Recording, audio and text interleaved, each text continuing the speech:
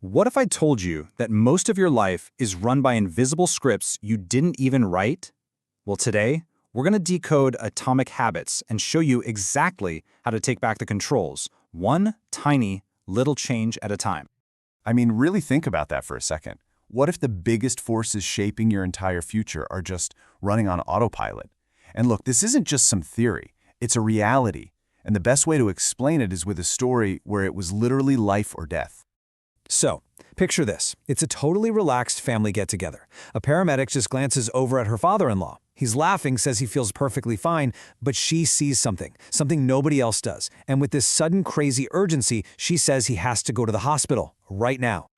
And here's the incredible part. She couldn't even tell you why. There was no obvious sign, but her brain, trained by thousands of hours with patients, had built this unconscious habit of pattern recognition. It spotted a tiny, almost invisible shift in blood distribution in his face, a signal her conscious mind completely missed.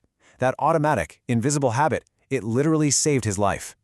You see, that paramedic's gut feeling wasn't magic, it was straight-up biology. Her brain, and yours too, is a habit-forming machine.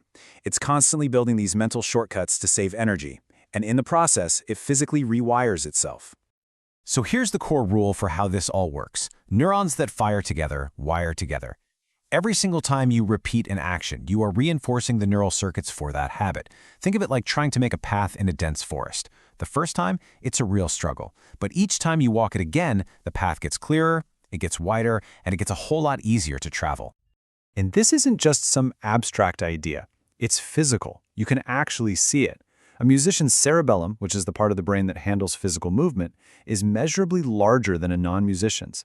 The habit of practicing an instrument literally builds a bigger brain.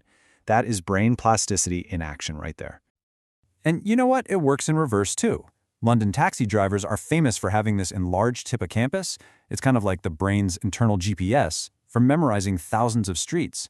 But after they retire, that same part of their brain actually shrinks. It's the ultimate use it or lose it scenario. Your brain is constantly, right this second, being sculpted by what you do. Okay, so if our brains are basically designed to do this, why is building good habits so ridiculously difficult? We've all been there, right? Weeks of grinding at the gym, studying a new skill, working on a project, and you see absolutely zero visible results. Well, this frustrating gap, it has a name, and it is your real enemy.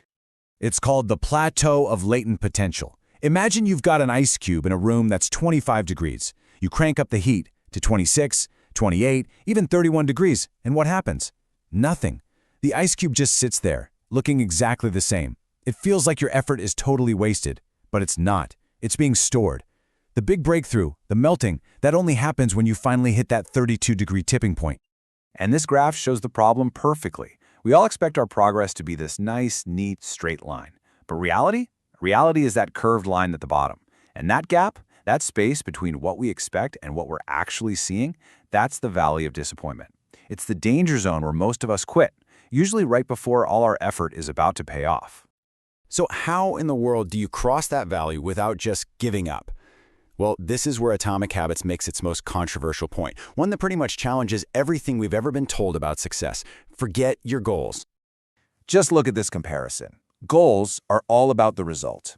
Systems are about the process. A goal creates a momentary change, like finally cleaning your messy room. A system, on the other hand, drives continuous improvement, like a simple daily habit of putting things away. Goals basically restrict your happiness until you hit some finish line. But systems?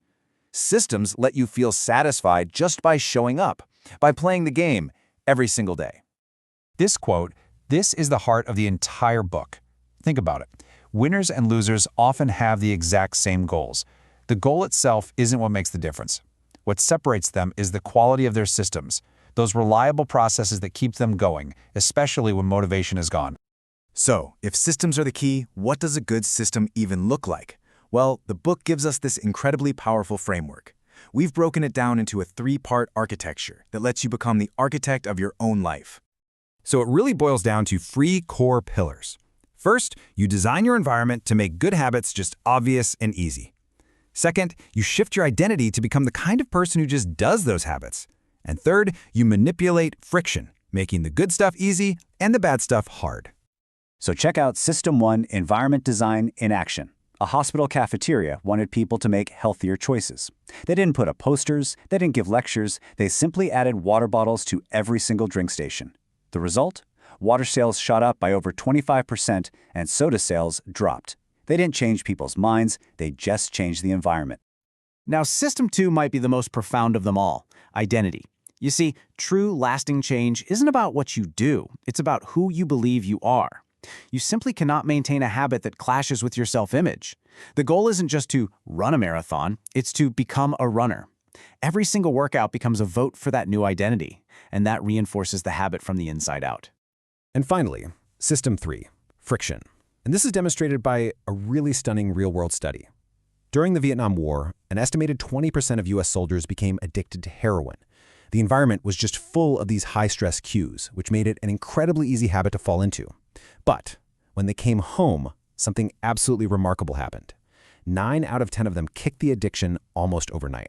The environment changed, all those cues disappeared, and the friction to get the drug became immense. It's just a powerful lesson in how much our surroundings dictate our behavior. Okay, this is all great in theory, but what's the one thing you can actually do right now?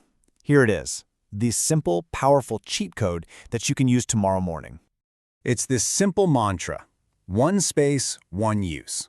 See, your brain creates these incredibly powerful links between context and behavior. If you work, and you eat, and you scroll social media all from your bed, your brain is totally confused. Is this a place for productivity, for eating, or for rest?